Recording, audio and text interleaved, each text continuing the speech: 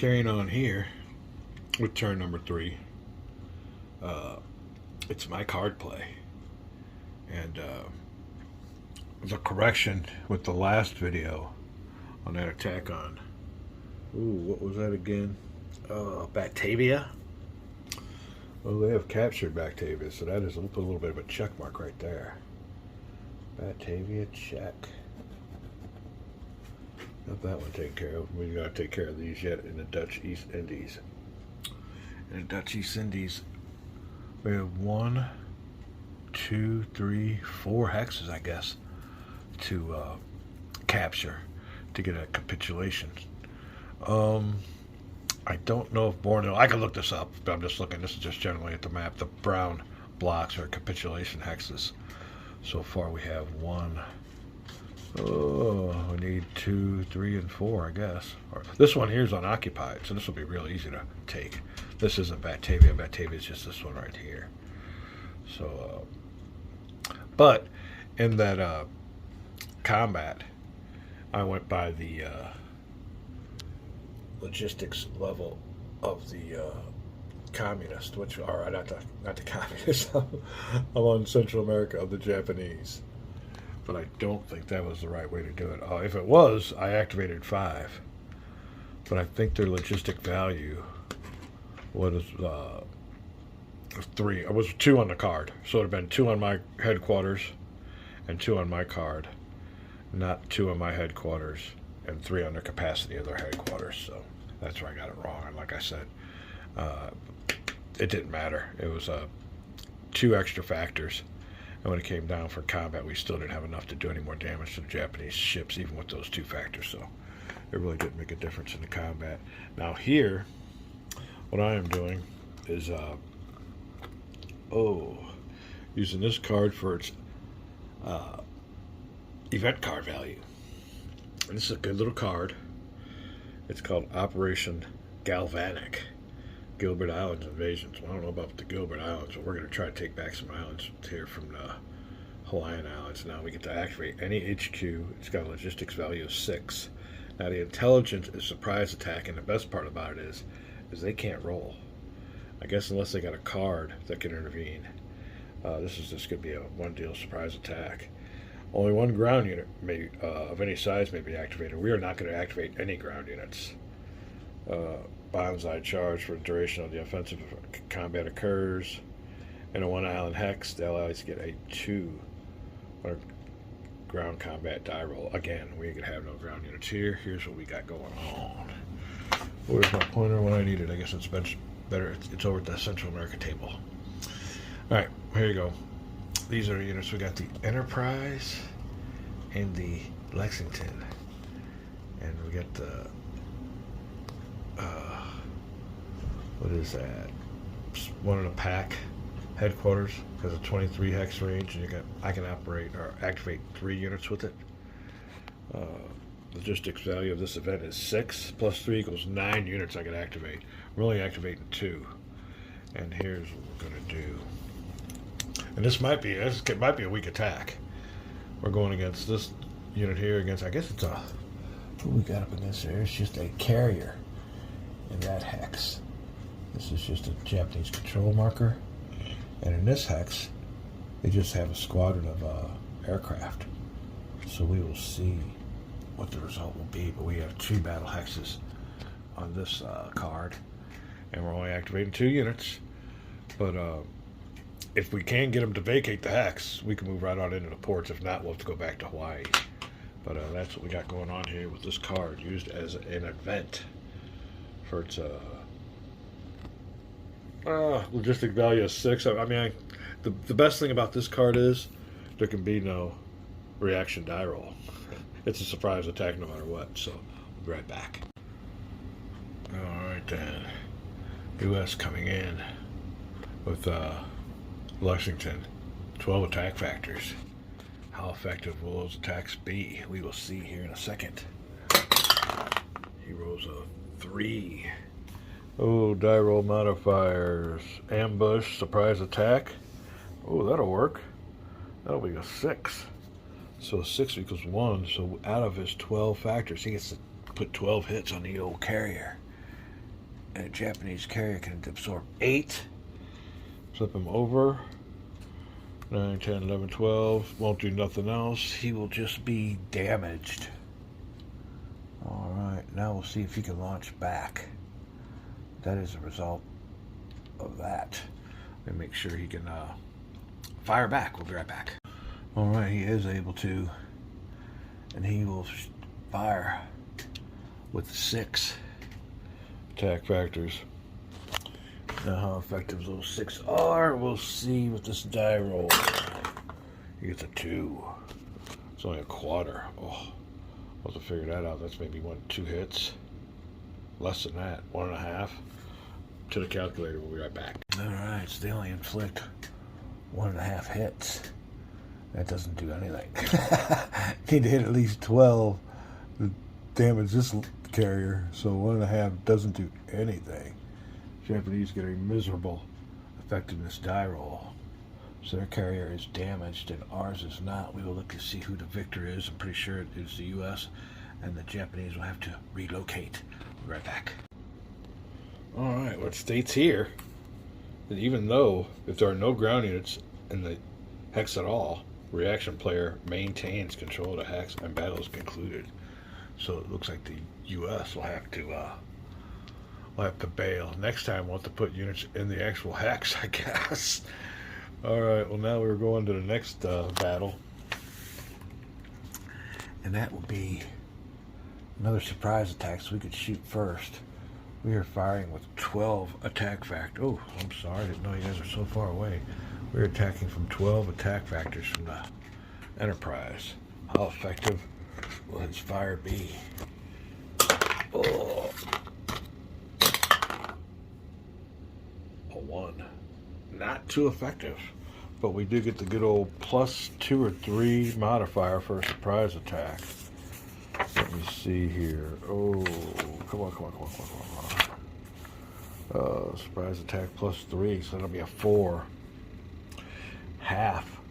So we'll only get to inflict 6 hits on this whole unit here. He has a defense factor of 10, so that won't even flip him over. So he is good. He will fire back with 10 factors, though. And we'll see how effective his combat is. 4. He gets no modifier. And that's half, so he'll be firing 5. It does nothing either, so the result of this offensive was just the carrier at wake. It's been severely damaged. That is the Zuiho, looks like, if I can read from this far. That'll be it. We'll go to the post-combat movement, and these 2 units will have to go back to Hawaii. And this card is done. Oh, it will be back to the Erasmus.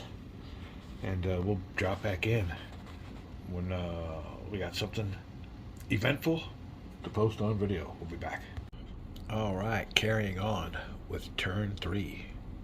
And offensive card play. It is my turn. This is the situation. The old Japanese have moved. Finally got themselves some ground units. It's a nice little force here in Dutch East Indies. So I have a feeling they're going to start grabbing some of these spots down here. If you look over here at their axis of determination, it's still conservative air superiority. They've kind of gotten away from that, but we're down here. Philippines is hard nut to crack, so it keeps on passing on that one. Passes on Singapore, so then we come down here to our number 2 option. A little bit weaker, but they've captured Batavia. And who was they just captured here? Well, we could give themselves a little check mark on this one here. I believe he's captured this one too, so little check mark there. I'm gonna find where these places are. It's kind of hard to see. Oh, where is that? I just seen it too. Oh, I'll be back. I'll be right back. Alright, that last, or the first one on this list of the Dutch East Indies. Balikpapan. It's going to be another hard nut to crack. We've got the our headquarters unit there, but on top of that, we got an air unit and big old. I don't know if that'd be a core. We'll have to go look and see what that is. But yeah, we got the strongest U.S. presence on the map is right there. So as the Allies, we are pretty well set up. It's like I said, it's been hard for the Japanese to do anything, to get any. They're going to need a lot of forces. There's going to be some major battles coming on up. But so far, they've gone for the low-hanging fruit, which is a wise policy. And next on the list is that Balikpapan, or whatever it's called. Balikpapan, yeah, that's what it's called right here. And then Batavia we got. Oh, Tarakan we got. TJILATGAP, Chalop Pop. I kid you not. There you go. So anyway, I didn't even attempt it, but here's the order in which they went to attack. If they're going for the low-hanging fruit, or if they're going for a Dutch East Indies surrender, which is what their second option is. First option is to neutralize the headquarters of Philippines and Singapore, but hard to do that when you have no more amphibious shipping points. So everything's got to be either air, naval, or ground movement with these units here. So we'll go through the Erasmus spot, but that's when his turn comes. Right now it's my turn. I got to figure out what I want to do. Plus, another thing on this, I have been looking through the cards and everything for the Erasmus reaction, but they do have a big section here for the Erasmus reaction, so we have to make sure we follow this. So far, so good. We'll take care of that on this turn, because like I said, we're still here early in the game. All right, let me look over what I want to do now. I do have Marine units here. There's a Marine unit here. And if you might have looked on the map earlier, I had a Japanese unit mixed up with these guys. I don't know what happened, but it is what it is. Somehow they got mixed up, but I got it all straightened out now. He is supposed to be here, not here, and the Marine unit, I guess, was out here. I forgot what happened, but we got him straightened out. I need to get this Marine unit on some ships, is basically what I'm trying to beat around the bush and say. So that might be key. We might have to use, I think I'm going to use this for its event. Like I said, we're down to it. We ain't got many cards left. So we'll be able to activate 4. And if we use the Manila headquarters, that'll give us 6 activations. It might not be a battle. I think we're just going to move around. We'll see. But what my strategy is wanting to be, what I'm trying to do is I need to island hop, but I can't island hop without Marine units first. I can bring in the Marines. I got to take it over, and then you can bring on the follow-up forces. But we want to try to work our way on over. We got carriers there to bring on in. Work our way on over and start taking care of them. There's also the China option I'm going to look at. We'll be right back. All right then. Using this card for its event, we have activated, or we had 6 activations. We got 1 left over because the units I'm activating will be right here. The Marine unit, the headquarters, it's coordinating it all. We have some units up here that we are going to activate. So there's 1, 2. Oh, we got here 3. Oh, and who else? 4. 1, 2, 3, 4. I thought I had another one. Out of our 4, 5, 6 activations, we should have 1 left. So let me make sure I got them all set up. We'll be right back. All right, then down here, 1, 2, 3, 4, and 5. 5 of my 6 activations, and we're the only ones I really want to move. There will be no battles or battle hexes. We're just gonna move some units around. I'll show you what I'm gonna do with them in a second. I have to go through procedures, but there won't be any real reaction from the Japanese player on a movement. So we will be right back. All right, when all is said and done, here we go. Everybody's moved. I moved this area a little bit closer to the action. There's a nice little air strip down here and a little island in the middle of nowhere here. We moved him on over there. Just kind of a little bit of a prep move. Nothing really offensive yet. We're pretty much a thorn in the Japanese side as it is. This unit here, I moved from here on over to the major port into the National Surrender Hex. And I moved the unit here, luckily, through no enemy zones of influence. I think his closest unit was here. He's only got a 2 hex range, so we were able to move out here to sea. Come all the way around here, still no enemy zones of influence, no enemy zones of influence all the way through here. An enemy zone of influence would be an air unit, but this is a good little path here, and luckily it's just within 20 hexes, so this number 12 unit here was able to come on down and beef up this spot here. This is maxed out on infantry with 3 in the hex. There's also Marines there and some more U.S. Special Forces there, so that's a nice big old beefed up spot. That'll be unit 1, 2, 3, 4, and last but not least 5. He took off from there. He had like 4 legs he could go out on, and he ended up here. So there you go. We are done with my card. My card on over here, and it will be time for. And this is kind of the best part of the game, is to figure out what Erasmus will do. So we're over here, and we're going to figure out what Erasmus' answer is. We straighten everything out and get ready for the Japanese offensive card play. We'll be right back. All right, just a little note. No amphibious shipping points were used because we did not make an amphibious assault. These units here that were moved were using strategic movement, regular port-to-port movement. So no amphibious shipping points were used. I just look at my track, and these are the number of cards we get each turn. I don't know if they have a marker for that. It says drawn cards 3 max, but I don't understand what that means. So there's still a lot of this game. I guess we're learning. And we seem to have the basics down pat, but we're ready for the Erasmus card selection. Let me figure this out. We'll be right back.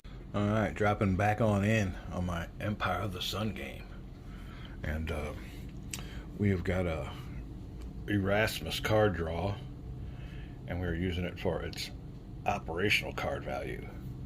And Erasmus wants me to go for this hex here that is a resource hex and a national surrender hex for the Dutch East Indies. So you can see they're establishing themselves, a little bit of a foothold down there. Those ships, the Shokaku, is at a port. They're not having anything to do with this battle. You can see we have a couple Australian, or I guess they're Australian, or English carriers supporting it. And we got a lot of units that we took off from this spot right here. We left the Special Forces alone. The tail of the tape for the battle in the battle hex is right here. They came on in with the Kamikaze, the Akagi, and the Hai. It's a battleship though, big old battleship. So that's what's in the actual hex. And they landed some naval infantry, Japanese naval infantry that has been reduced and is not full strength. Now to counter that, the U.S. was definitely able to detect them. We had to get a 5 or less with a -2 because they went through our zones of influence. Our planes detected them moving in, so we pulled in there with the Northampton, and we got us a nice little core and some Marine units going on in there. I really didn't want to move the Marines in there with them, but I kind of didn't have a choice.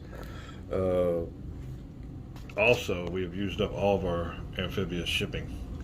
Nobody's got any amphibious shipping left, so unless you have any what's called Japanese Organic Naval Unit Transportation Capability, you ain't conducting any more amphibious assaults. That or Marine units, we'll have to look at that, but that'll be it. Luckily, I think we're down to maybe 1 card or 2 cards left for the Japanese, so we're getting down to it.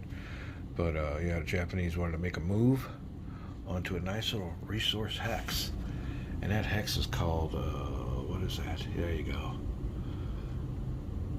Banka. Banka. Now, the thing of it is, hold on a second for clearing a throat break. All right. Yeah, you could. I'm watching Kings and Generals, and they got a special on this whole campaign here for the Dutch East Indies, and there are all kinds of Dutch and I guess English generals. I don't know. I don't know if they were Australian or what. Admirals that were doing all kinds of maneuvers through here, losing ships left and right. So yeah, it's really interesting to punch that on up when you're playing this game. But there we go. We're ready for the attack. Now another thing is trying to activate units through these from a headquarters to these units you want to activate is a tricky business, and it's a big part of the game. And trying to dodge these zones of influences. Each one of these area units has a 2-hex zones of control, is what I call them, or zones of influence, what they call them. And it's hard to get around them. Now your zones of control cancel out their zones of control, but yeah, I wanted to activate maybe some units down here or something, but man, they couldn't trace it. I think the Japanese are the ones that are hindered the most. Down here, it's hard to get past. I think a couple of these units without one of these canceling it out. So that's a main thing in your strategy with these air units, is trying to place them strategically to block your opponents. Keep yourself available and block your opponent, I guess. But anyway, let me come down here and we'll get on with this battle for what is it? Banka. Be back. All right, before we get on with the battle, I just want to show you we're checking off or scratching out all these objectives, and the Dutch East Indies are definitely coming up first. The main objective is to neutralize the headquarters, but them things are jam-packed, and we're out of amphibious shipping points, so we're going for these little, as they call them, low-hanging fruits, as per the Erasmus opponent AI bot. Get ready to get to battle. We'll be right back. All right, then. Allies got a combination of naval air strength 21. They will actually have one unit in the hex and 2 other units participating in the battle.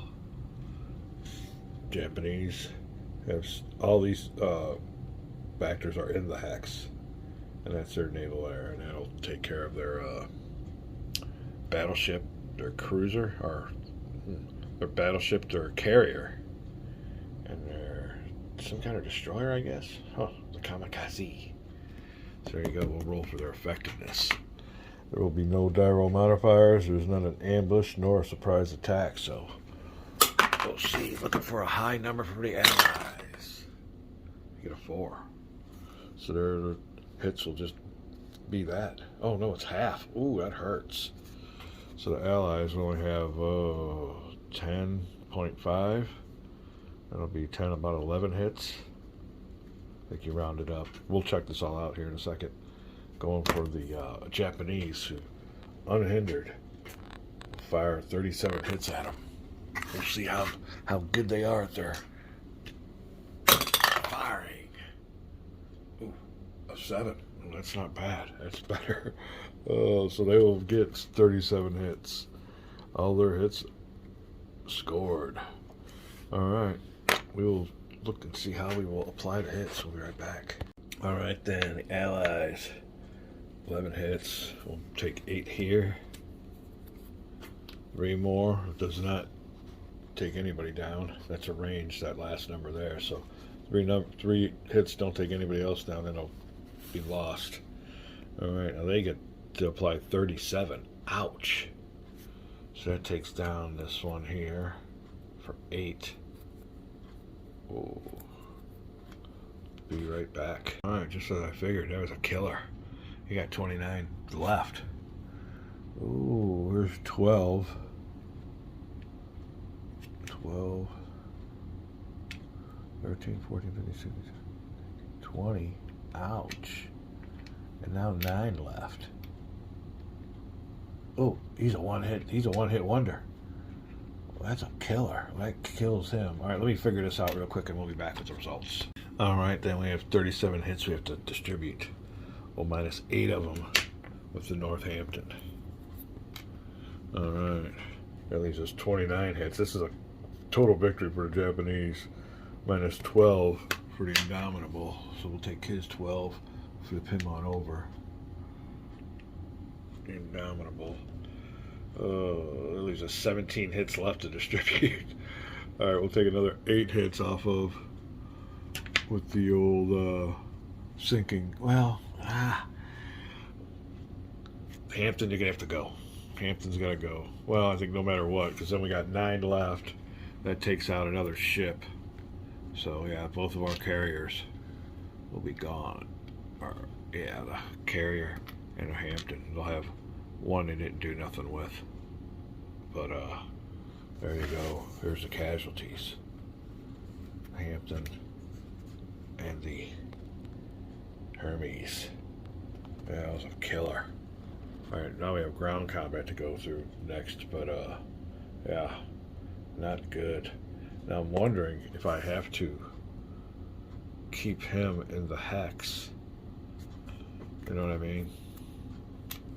So his 8. Oh, let me see here. To keep these troops there, I might have to keep him. I might have to spread the hits out to everybody else to keep him there, to keep these. Unless these guys have landed. We'll find out real quick. Be right back. Alright, we got a problem.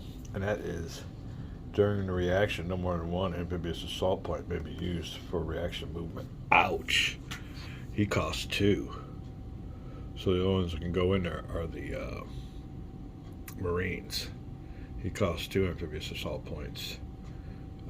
We had a total of 3, so now we'll go down to just, we'll only use 1. So my amphibious assault used will only go down to here. There you go. Because this big old boy can't go. Only our Marines can. So we'll put him back to the hex that he came from, which is right here. Alright. A little bit of a faux pas there. Sorry about that. And now we'll repeat that again. During a reaction, which is what we're doing, no more than one amphibious shipping point may be used for reaction movement. This has no effect on the Japanese, but anyway, that's what we're doing here. We have a whole new situation then. Although the Marines still, our Marines still outdo their Marines, so we'll see what's up with the. I'm still looking at the prerequisites for the battle. I want to make sure everybody can get there and do what they want to do. I'm making sure that if these guys are sunk, these guys don't have to be eliminated or whatever. So we'll be right back. All right. Well, there is a stipulation if he goes in there unopposed, but he went in there with a accompanying ship, so he'll be okay. We will continue on with the ground combat with a bonus for the Japanese, because they got a big old battleship and a destroyer accompanying them. For sure, bombardment bonus. Be back. All right then. Firing is simultaneous, and Marines are firing with 8 combat factors. That die roll will not be modified. So going for the combat effectiveness die roll for the U.S. Marines. Hoorah! And they get a 6. 1. So they're applying 8 hits to the Japanese. That'll take him down. Now he's firing with 2 attack factors. This will be simultaneous, but he gets a 2+2 die roll modifier for being the only country with ships in the battle hex. He would get another modifier for having the only carrier there, because he's got a carrier in the hex. And then opposed offensive carrier unit in the battle hex generates both the shore bombardment and air superiority die roll for a +4. Huh. Let me check this out real quick. I'll be right back. Alright, well, this note says in the battle hex. In the battle hex generates a shore bombardment, so they'll get a +4. But the offensive player has to reduce it by 1 for a jungle. So we will roll for effectiveness die roll with a +3 for a Japanese. Ouch. So that little 2 hits, how effective will it be? Oh, was that just a 1? Oh, boy, did the Allies catch a break on that one. So a 3 is just a 1. So he'll apply 2 hits. That won't do nothing to the Marines. We need at least 8. So Marines are dishing out 8 factors. Here's 6 will take him down and out. So he is out. The Marines are still there without no naval support in the hex. So let's go ahead. Well, let's hold off on this. I think at the end of the day, the Marines hold the ground, and these guys got to bail. We'll be right back. All right, concluding ground combat. If, after all hits are applied, only one side has ground units in the hex, that side is the winner. Big win for the Allies. Big loss for the Japanese. We'll be right back. All right, well, here's the state of the map. Japanese have pulled back. These carriers and everything, I do believe, came from here. We're going to keep them a little bit closer, put them right here. Marines are staying put in their little valuable hex there. You can see there it's a resource hex and a national surrender hex. Get you a little better look at it there. There you go. Marines have held on to valuable resources the Japanese are seeking.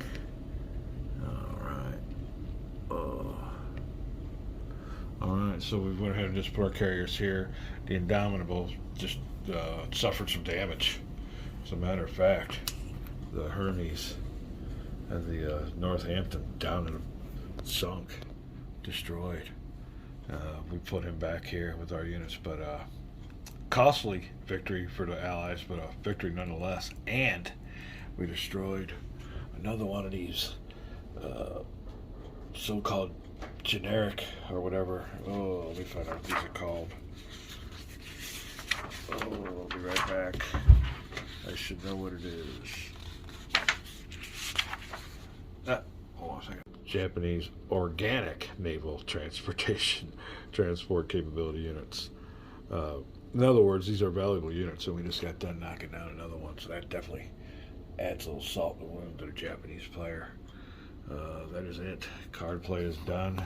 When we come back, it'll be my card play. We'll call it a video, but yeah, not looking good in this game for the Imperial Japanese Navy. We'll be back.